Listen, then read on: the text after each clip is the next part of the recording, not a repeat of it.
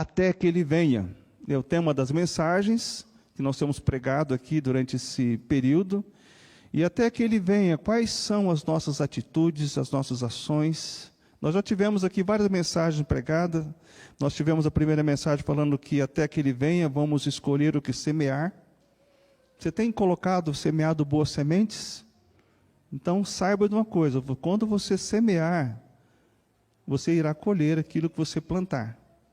Então a primeira mensagem foi vamos escolher o que semear. Depois ouvimos também a mensagem, vamos ser gratos pela sua graça. Vamos vencer a desesperança, vamos vigiar e orar. Há uma pergunta que o pastor Rosalvo fez na mensagem, vamos além dos limites até que ele venha? E tivemos também a mensagem do Sérgio, a sexta mensagem, vamos ser a luz do mundo.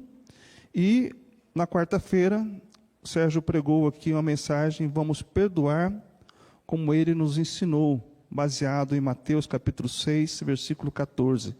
Foi essa a mensagem, né, Sérgio? Hoje nós vamos ouvir a mensagem que Deus colocou no nosso coração, até que ele venha. Consegue ler aí? Está bem clarinho ainda, né? Vamos tentar fazer um projeto aqui para melhorar a projeção. Até que ele venha, vamos amar como ele nos... Vamos falar juntos? Até que ele venha, vamos amar como ele nos amou. Quando eu preparei essa mensagem, me veio à mente algo bem interessante. Como você identifica um discípulo de Cristo? Será que a gente consegue olhar assim para alguém e falar, aquele é um discípulo de Cristo, uma discípula de Cristo? Será que a gente consegue identificar um discípulo de Cristo numa multidão?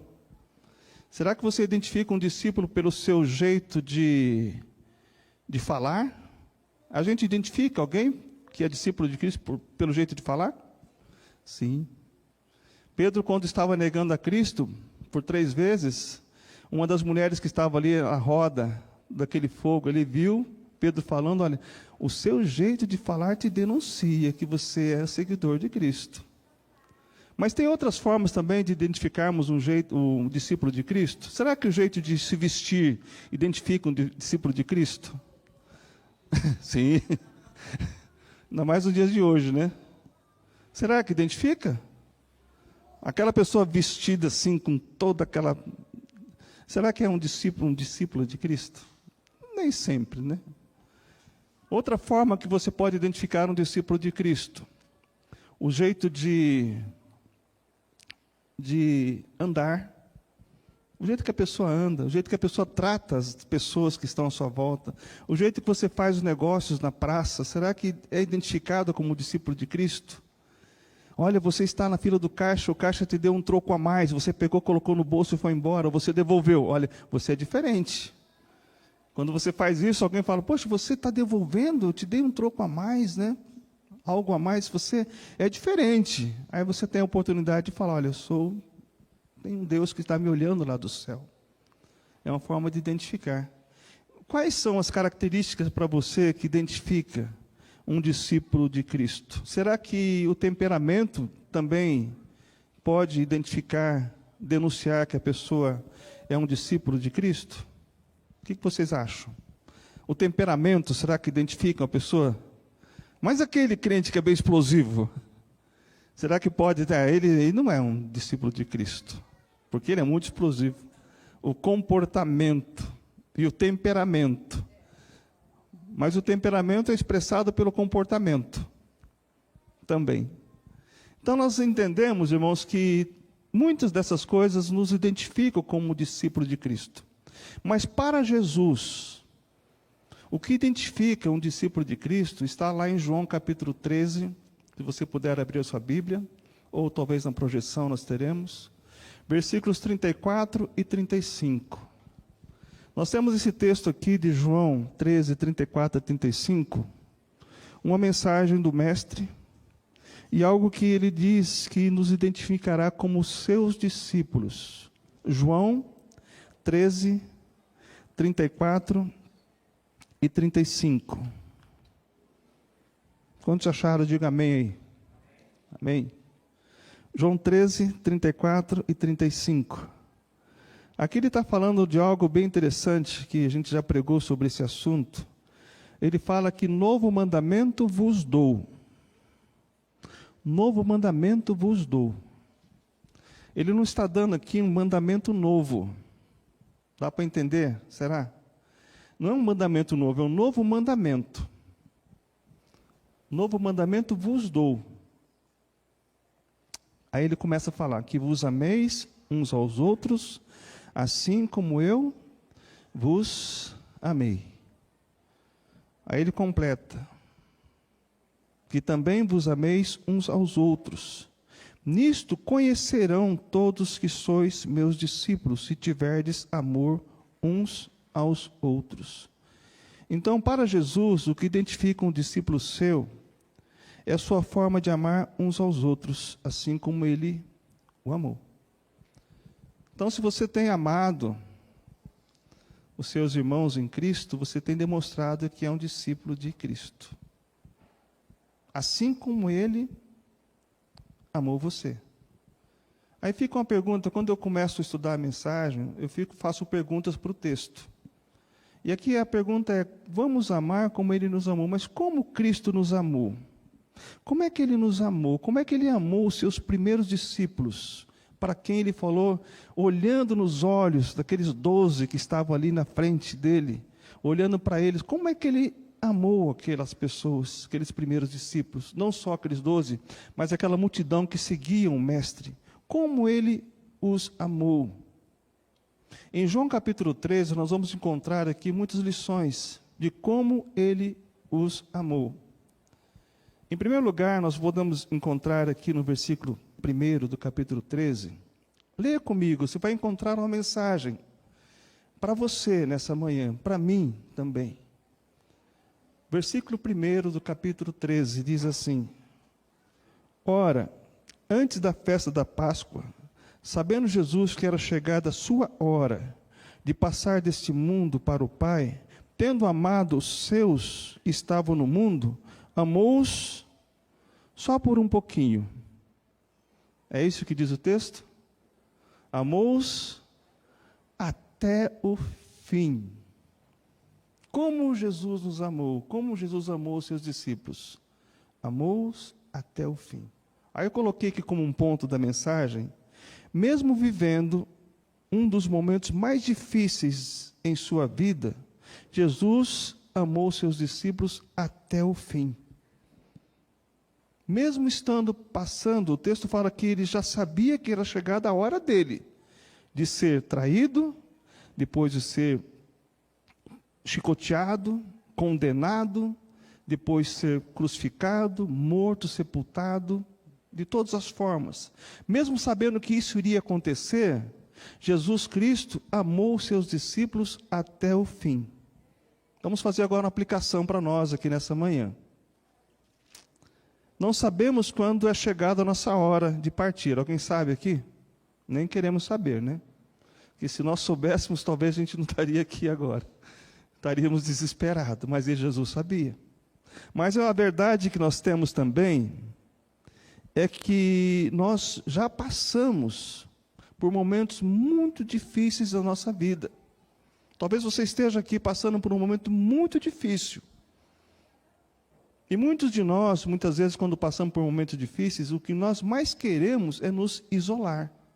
Tem pessoas que fazem assim? Não quero ver ninguém, quero fugir do mundo, quero me afastar. Essa história de religião, de Deus, eu estou passando por dificuldade. Onde estava Deus nesse momento que morreu tal pessoa, em que aconteceu aquela tragédia? As pessoas começam a questionar a Deus o porquê isso aconteceu. E no momento mais difícil da vida, muitas pessoas têm se isolado, têm fugido. O que nós não queremos muitas vezes ver é pessoas do nosso lado. Você se sente assim no momento difícil? Quando passa uma tragédia, quando acontece algo que você não esperava, você reprovou naquela prova, você não foi demitido daquele trabalho, ou aquela pessoa te abandonou, ou aquele relacionamento quebrou, ou a despensa está muito vazia e no final do mês não chegou o seu salário. Será que você, naquele momento difícil da sua vida, você pensa em amar as pessoas até o fim? O que Jesus fez? Ele amou até o fim. Então pense aí, primeiro ponto da mensagem. Nos momentos mais difíceis da vida, nós devemos amar as pessoas que estão à nossa volta até o fim. Então, nos momentos mais difíceis da vida, em que nós lançamos pérolas, sabe, quando você está passando por dificuldade, alguém fala, poxa, mas você está passando por essa enfermidade, por essa dificuldade, e mesmo assim você está me amando, você está amando, demonstrando amor. Eu me lembro da nossa irmã Concepción, argentina, que sentava lá atrás, lá onde o Brian está, ali onde o Brian está. E ela vinha todo culto, ela vinha lá com um semblante alegre, assim, sabe, mas ela sofria muito, aquela senhora. Tinha uma enfermidade que sofria demais. Aí a gente dizia, mas como é que a senhora sempre está com o semblante alegre? Olha, as pessoas não precisam saber da minha dor. Eu falo da minha dor para Deus lá no quarto. E ela morreu de uma forma muito trágica. Um período de frio de Curitiba, um lençol térmico, queimou, deu curto, ela acabou morrendo assim, tipo eletrocutada. Mas ela era uma pessoa que demonstrava amor, mesmo vivendo um momento difícil. Então, a pergunta é, como Jesus nos amou? Como Jesus amou os seus discípulos? Mesmo estando vivendo um dos momentos mais difíceis em sua vida, ele os amou até o fim.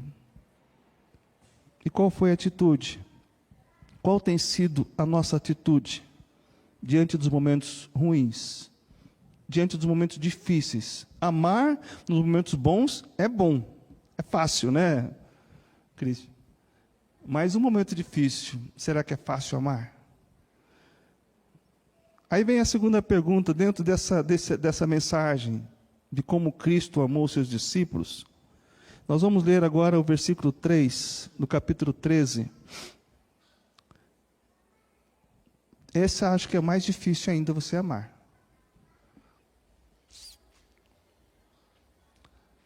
João 13, versículo 3.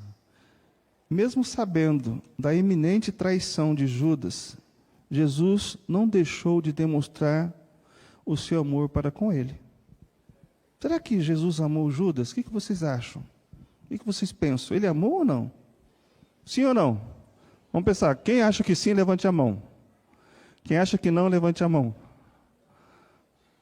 Ele amou. O texto fala aqui no versículo 3, sabendo este que o Pai tudo confiara, um pouco antes, versículo 2. Durante a ceia, tendo já o diabo posto no coração de Judas Iscariotes, filho de Simão, que traísse a Jesus, Jesus sabia que ele seria traído. Sabendo este que o Pai tudo confiara às suas mãos, e que ele viera de Deus e voltava para Deus. Ou seja, ele sabia que iria acontecer isso, que Judas iria traí-lo. Olha o que diz no versículo 10, mais à frente. Versículo 10. Declarou-lhe Jesus, quem já se banhou não necessita de lavar senão os pés. Quanto aos mais, está todo limpo. Ora, vós estáis limpos, mas não todos. Versículo 11, pois ele sabia quem era o traidor. Foi por isso que disse, nem todos estáis limpos. Mais à frente um pouquinho, no versículo 17, diz, ora, se sabeis estas coisas, bem-aventurados sois as que se as praticardes. Não falo a respeito de todos vós, pois eu conheço aquele que escolhi, antes para que se cumpra a Escritura. Aquele que come do meu pão levantou contra mim o seu calcanhar. Estava falando aqui do Salmo de Davi. Ou seja, aquele que comeu do pão de Jesus, levantou o seu calcanhar, que significa o quê? Traiu o mestre. E nesse texto aqui, nós sabemos que ele estava ali, sabendo o que ia acontecer. E mesmo assim, Jesus amou a Judas. Nesse texto, o versículo 21 diz assim, vistas dessas coisas, angustiou-se Jesus em espírito e afirmou, em verdade vos digo, que um dentre vós me trairá. Me trairá. Ou seja, ele sabia que Judas iria traí-lo. E por esse motivo, mesmo sabendo dessa iminente traição, Jesus amou os seus discípulos. Qual seria o seu sentimento se você tivesse certeza de que a pessoa que come do seu pão, que anda com você, iria traí-lo ou iria traí-la? Qual seria o seu sentimento? Você demonstraria amor por essa pessoa? Você daria um pão ou uma pedra para ela? Você chegaria ao ponto de lavar os pés dessa pessoa? Jesus lavou os pés de Judas?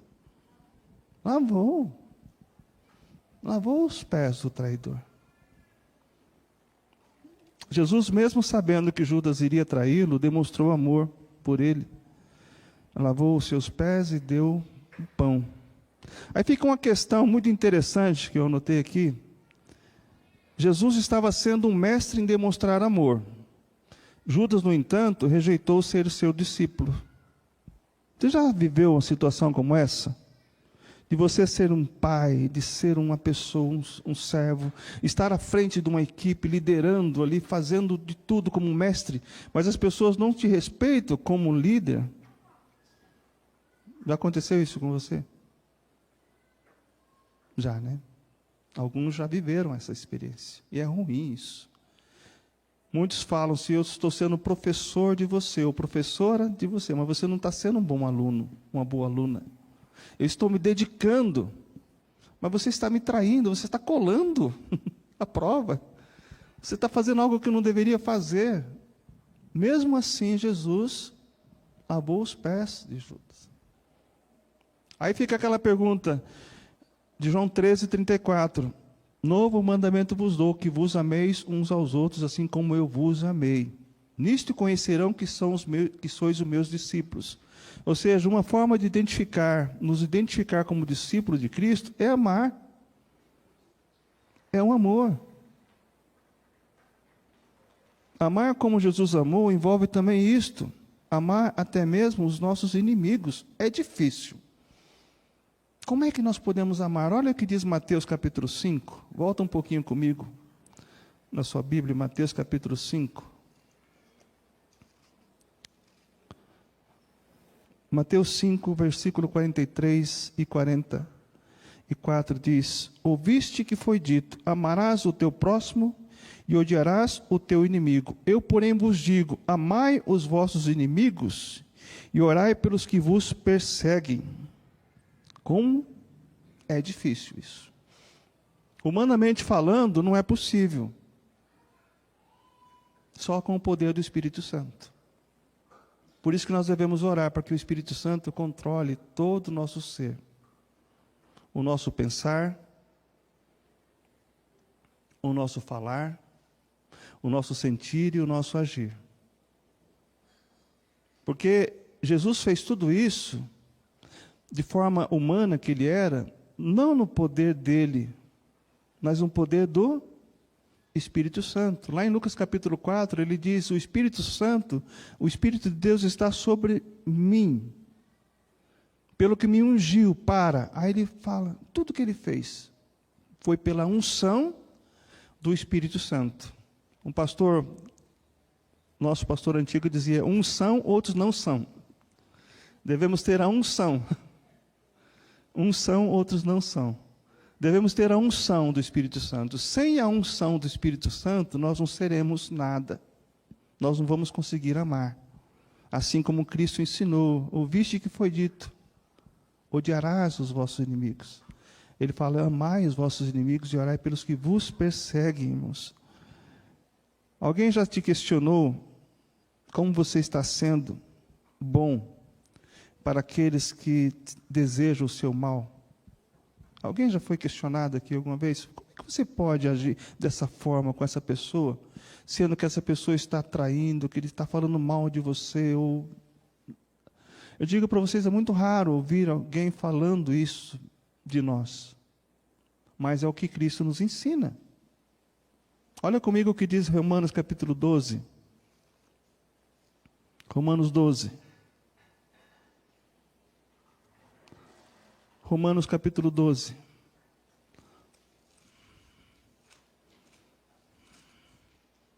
Versículo 17.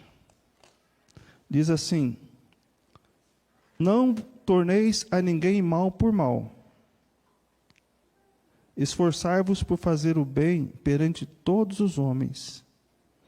Se possível, quando depender de vós, tende paz com todos os homens. Jesus queria ter paz com todos os homens, inclusive com Judas. Mas Judas não queria ter paz com ele.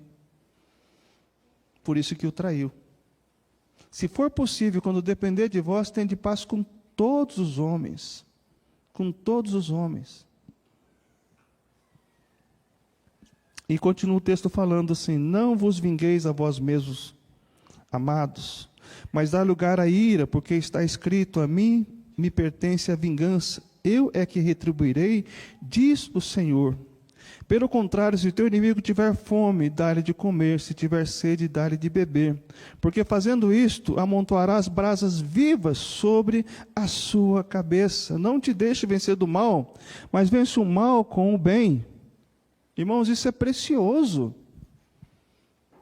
Você tratar bem as pessoas que te querem mal, como o texto fala aqui, amontoarás brasas vivas sobre a cabeça. Na linguagem de hoje, talvez eu só... Alguém tem a Bíblia, a linguagem de hoje aí? Alguém tem a versão? O que diz lá a sua versão, irmã Kátia? Versículo 20, vamos ver aqui. 20, versículo 20.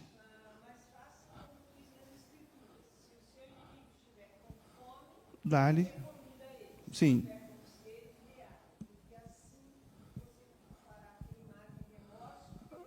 Olha só. Porque assim você fará ele queimar de remorso e vergonha. O que levou Judas a se enforcar? Remorso, vergonha. Como é que pode eu ter traído o mestre? Tanto é que naquele momento, quando eu falei que uma das características que identificam um discípulo de Cristo é a sua forma de andar, sua forma de falar, sua forma de vestir. Porque quando Judas foi trair o mestre, ele falou: olha, aquele que eu... Vamos completar? Aquele que eu beijar, este é o Cristo. Porque todos pareciam com Cristo.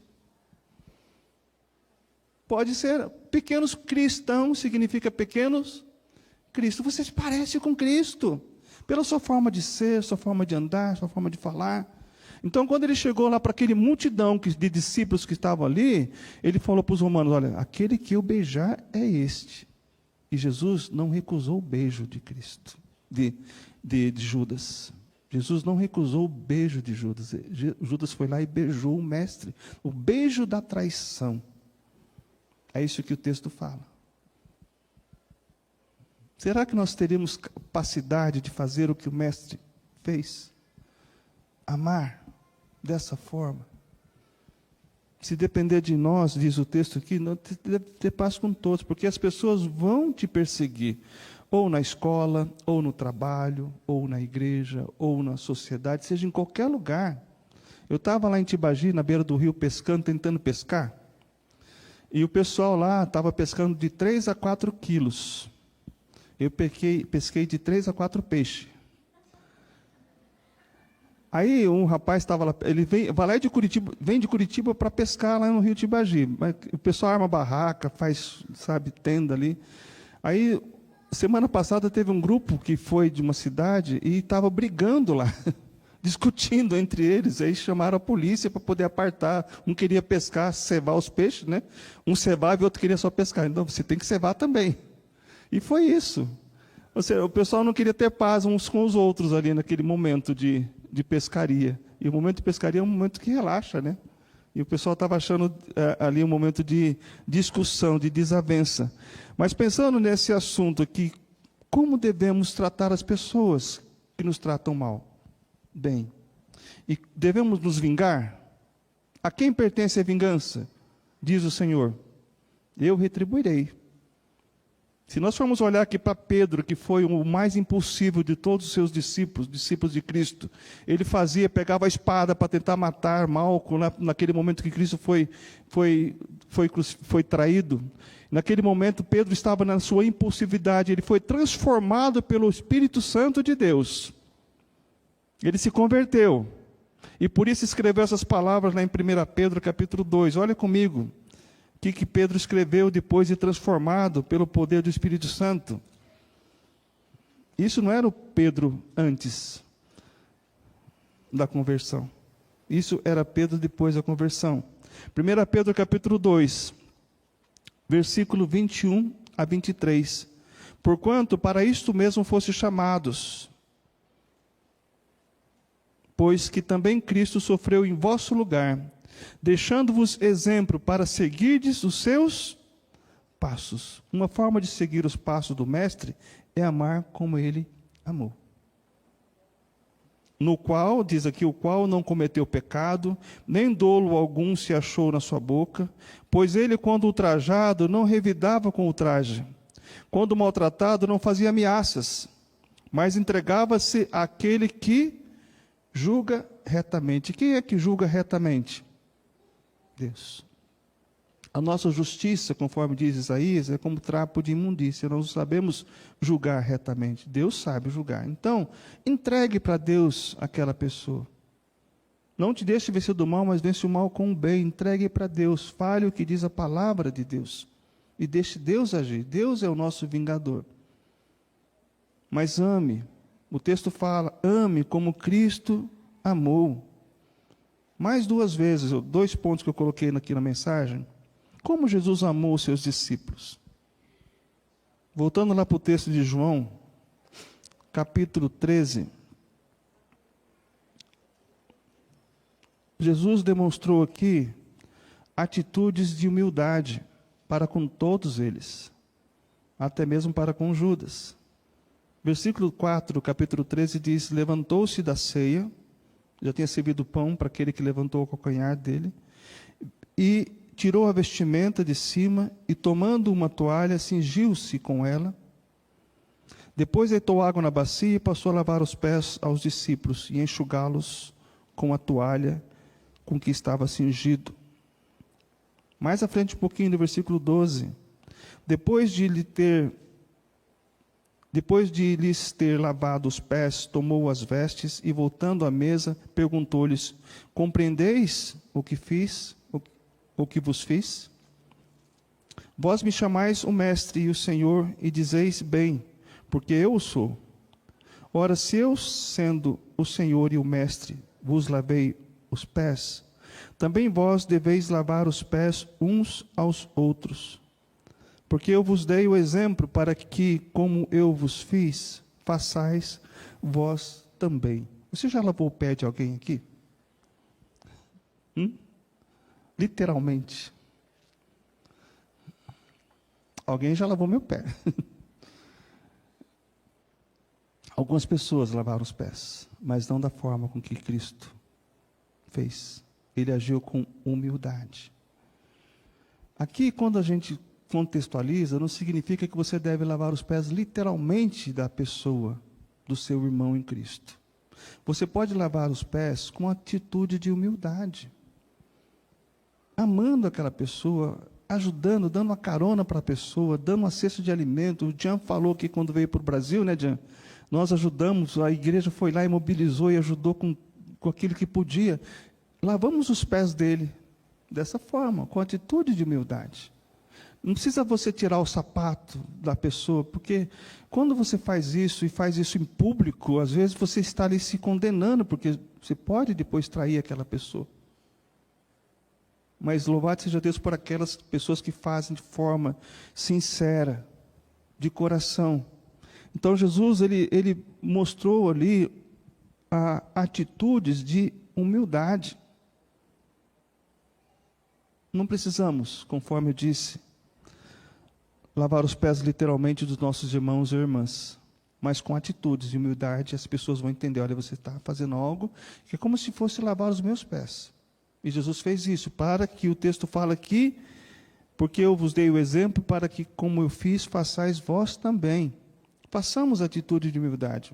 Hoje foi lido na aula da IBD o texto de Filipenses, e eu vou ler novamente aqui esse texto para nós completarmos dentro dessa mensagem, Filipenses capítulo 2, atitude de humildade.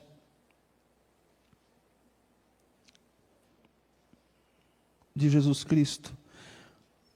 Atitude de humildade que a Bíblia nos ensina, o amor fraternal e a humildade. Filipenses capítulo 2 diz: se há, pois, alguma exortação em Cristo, alguma consolação de amor, alguma comunhão do Espírito, se há entranhados afetos e misericórdia, completai minha alegria, de modo que penseis a mesma coisa. Dentro daquele grupo dos 12 discípulos de Jesus Cristo, 2 ali não estavam pensando a mesma coisa.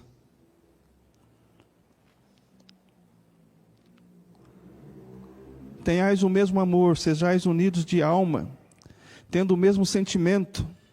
Nada façais por partidarismo ou vanglória, mas por humildade, considerando cada um os outros superiores a si mesmo. Não tenha cada um em vista o que é propriamente seu, senão também cada qual o que é dos outros. E essa é a atitude de humildade, a atitude que Deus quer ver em cada um de nós como servos, para que possamos ser identificados como discípulos de Cristo. Essa é a mensagem que nós ouvimos da parte de Deus nesse momento. Nós estamos hoje como igreja, aqui Batista do Boa Vista, unidos de alma, porque nós sentimos falta um do outro quando estamos longe. Sentimos falta de vocês. A Anita falou: quero voltar para casa. Porque a gente sente falta. É uma união de alma. Imagine você andar com a pessoa anos e anos, décadas, e aquela pessoa levanta os calcanhar contra você e trai. Gente, dói. Foi uma união de alma. Isso não só estou falando na questão do relacionamento como irmãos e irmãs em Cristo. Tem um relacionamento conjugal, que fica as feridas dos filhos, às vezes há uma separação, aí fica aquela dor da separação. Ou quando você perde um ente querido também, que andou com você por muito tempo, aquela ligação de alma. Você sente falta. Mas quando você olha para a palavra de Deus e vê que aquela pessoa partiu e foi dentro da vontade de Deus, Deus vai preenchendo aquele espaço. Só Deus preenche o espaço vazio de uma pessoa que nos trai, de uma pessoa que nos abandona, de uma pessoa que parte. Só Deus tem esse poder de preencher. E o texto está falando aqui: nada façais por partidarismo, sempre procure o bem-estar do seu próximo, tendo em vós o mesmo sentimento que houve também em Cristo Jesus, o versículo 5 diz: pois ele, subsistindo em forma de Deus, não julgou por usurpação o ser igual a Deus, antes a si mesmo se esvaziou, assumindo a forma de servo, tornando-se em semelhança de homem, e reconhecido em figura humana, a si mesmo se humilhou, tornando-se obediente até a morte e morte de cruz. A obediência de Cristo foi até o fim. Quando começamos a passar por dificuldade, muitos de nós queremos nos isolar, queremos distância um do outro. Mas quando passamos por dificuldade, nós devemos buscar a união, estarmos unidos. A aprovação nos aprova diante de Deus, amém, irmãos? Ninguém é aprovado se não for provado. É uma palavra que eu sempre tenho falado aqui. Você só passa no vestibular ou num curso, ou na carteira de motorista, se você for provado. Ou você compra. Não podemos comprar. Então, só é aprovado aqueles que forem provados por Deus. Então, não pense, quando você estiver assumindo algo, algum compromisso com Deus, e vem uma dificuldade, não pense: olha, essa dificuldade eu devo deixar de servir a Deus. Não. Sirva a Deus, mesmo com um momento de provas. Olha o que diz Tiago, irmão de Jesus Cristo. Tiago capítulo 1, versículo 2.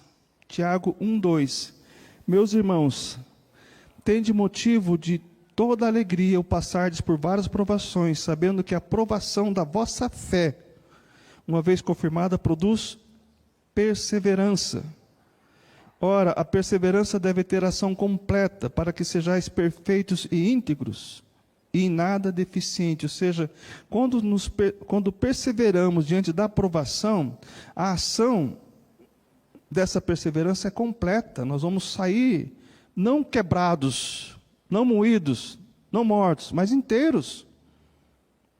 E as pessoas falam: você saiu como a fênix, né? Se ressurgiu da cinza. Não, você Está bem, porque você foi perseverante. Foi perseverante naquilo que você passou por prova.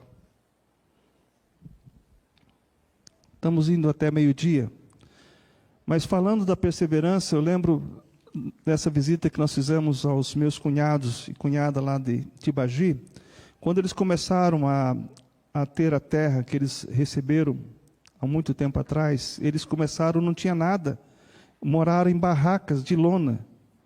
Hoje, pela perseverança, muitos desistiram de plantar na terra, porque era uma terra árida, e eles continuaram, ele perseverante, hoje eles estão, graças a Deus, bem, porque perseveraram naquela prova que eles tiveram.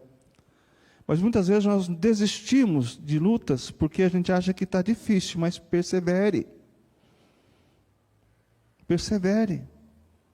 Lá em Romanos fala que nós devemos nos alegrar na esperança, né? Ser paciente na tribulação e na oração perseverante. E Tiago ainda continua falando aqui no versículo 12, diz assim: bem-aventurado o homem que suporta com perseverança a aprovação. Porque depois de ter sido aprovado, receberá a coroa da vida, a qual o Senhor prometeu aos que o amam. Então toda aprovação tem uma finalidade. Cada vez que a minha fé é aprovada, Deus nos dá a chance de crescer um pouco mais, ou se nós não olharmos para as chances de Deus, nós vamos cair um pouco mais. Essa é a verdade da palavra de Deus. Como Jesus amou os seus discípulos, demonstrando humildade. E por fim, o ato primordial, o ato principal de Cristo, que demonstrou o amor para com seus discípulos, nós vamos encontrar em João capítulo 10, toda a Bíblia fala, mas João capítulo 10, nós encontramos aqui algo precioso, versículo 14, João 10, 14. Como Jesus amou seus discípulos, dando a sua vida por eles. João 10, versículo 14 diz assim: eu sou o bom pastor, conheço as minhas ovelhas e elas me conhecem a mim. Assim como o Pai me conhece a mim, eu conheço o Pai e dou a minha vida pelas ovelhas. Ainda tenho outras ovelhas, não deste aprisco. A mim me convém conduzi-las, elas ouvirão a minha voz, então haverá um rebanho e um pastor. Por isso o Pai me ama, porque eu dou a minha vida para a reassumir. Ninguém a tira de mim, pelo contrário, eu espontaneamente a dou. Jesus espontaneamente deu a sua vida pelos seus discípulos. Tem autoridade para a entregar e também para reavê-la. Este mandato recebi do meu Pai. Então Jesus Cristo, como ele amou os seus discípulos, foi dando a sua vida por eles. E não somente por eles, porque o versículo 16 do capítulo 10, Jesus fala que tinha ovelhas de outro aprisco. Esse outro aprisco não é um outro planeta, é esse planeta aqui. Porque nós lemos lá em João capítulo 17, versículo 20, nós lemos que Jesus estava aqui na oração sacerdotal dele, rogando, não somente, ele diz lá no 17, 20 de João, não rogo somente por estes, mas também por aqueles que vierem a crer em mim, por intermédio da sua palavra. Ou seja, nós somos ovelhas do aprisco de Jesus Cristo, amém? Você que recebeu Cristo como Salvador, você faz parte da ovelha dele. Porque quando Cristo falou aquelas palavras para os seus discípulos, ele estava falando também, já no futuro, para nós que fomos alcançados por ele.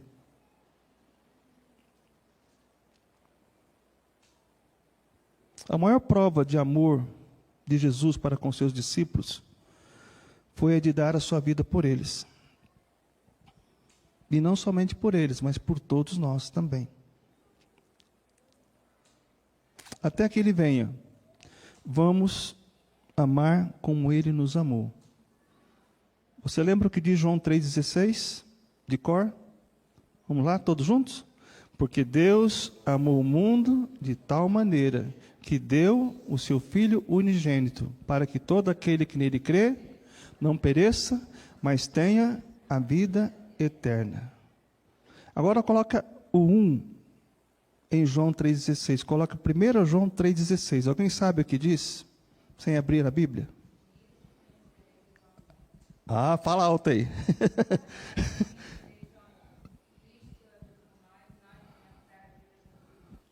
Aí, quer maior demonstração de amor que essa? Nisto conheceremos o amor, que Cristo deu sua vida por nós, devemos dar a vida pelos nossos irmãos. Mais uma vez, não é literalmente, você não vai morrer por alguém falar que vou dar minha vida, vou morrer por você aqui nesse momento, vou me matar. Não é isso, espontaneamente, não. Você pode dar a sua vida se dedicando por aquela pessoa, por aquela causa, por aquele trabalho, por aquela obra. É isso que nós entendemos? É dar a vida. Porque quando o João fala, se você tem bens desse mundo e negar, lá em 1 João, você não está demonstrando amor. Nós devemos demonstrar amor dessa forma, entregando literalmente a nossa vida, expressada, a maior expressão de amor. A palavra amor significa entrega, significa dar. Não é um sentimento apenas. Você tem dado a sua vida por alguém? Para quem é pai aqui sabe que nós damos a nossa vida pelos nossos filhos. Queremos ter o melhor para eles. Damos de tudo para que eles possam ter o melhor. Filhos, netos, as pessoas que vivem com a gente. A gente dedica. Aí quando aquela pessoa nos trai, como é triste, dói. Mas a Bíblia fala, devemos amar a si mesmo. Assim mesmo. Até que ele venha, devemos amar. João 15, nós lemos hoje na lição, João capítulo 15, versículo 12, Jesus falando aqui sobre a videira e seus ramos, depois ele fala, olha só o que diz o versículo 12 de João 15, o meu mandamento é este, que vos ameis uns aos outros, assim como eu vos amei.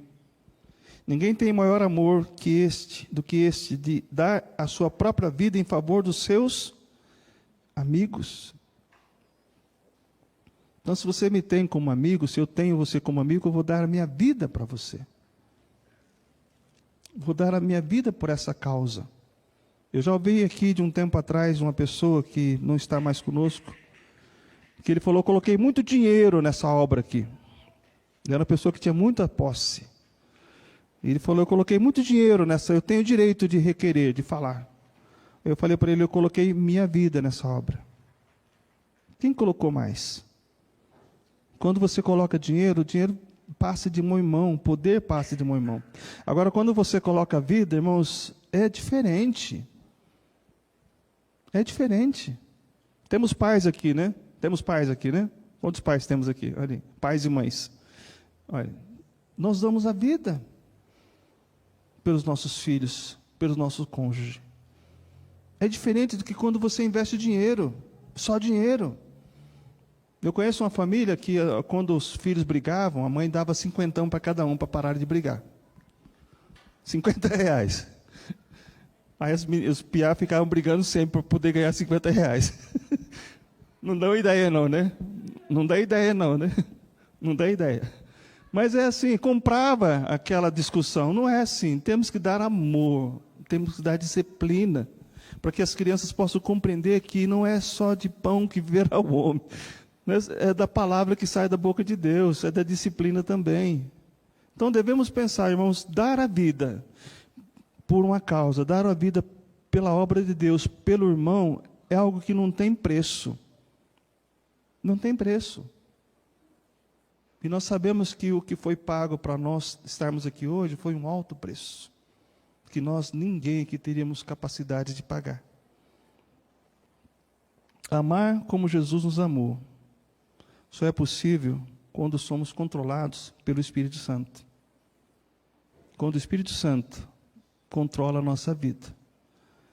Somente quando o Espírito Santo está em nós, é que nós demonstramos que realmente estamos amando como Cristo nos amou. Eu tenho, todas as manhãs, não só nesse ano, mas sempre, a minha oração consiste em 4 palavras que expressa nessa canção que nós vamos cantar agora. Eu peço para que o Espírito Santo controle todo o meu ser, que você possa orar também assim, que o Espírito Santo possa controlar todo o seu ser, o seu pensar, o seu falar, o seu sentir e o seu agir. Perfeito. 4 áreas da nossa vida.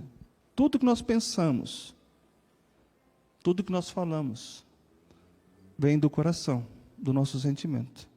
A boca fala do que está cheio o coração. Então, se você está aqui nessa manhã, vamos nos colocar em pé. Nós vamos cantar essa canção como uma oração. E vamos orar para que o Espírito Santo controle todo o nosso ser.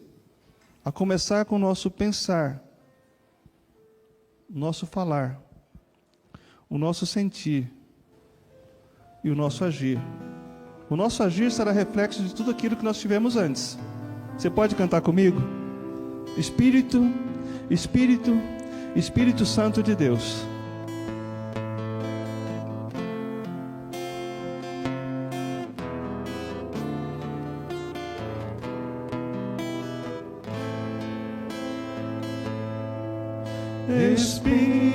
Espírito, Espírito,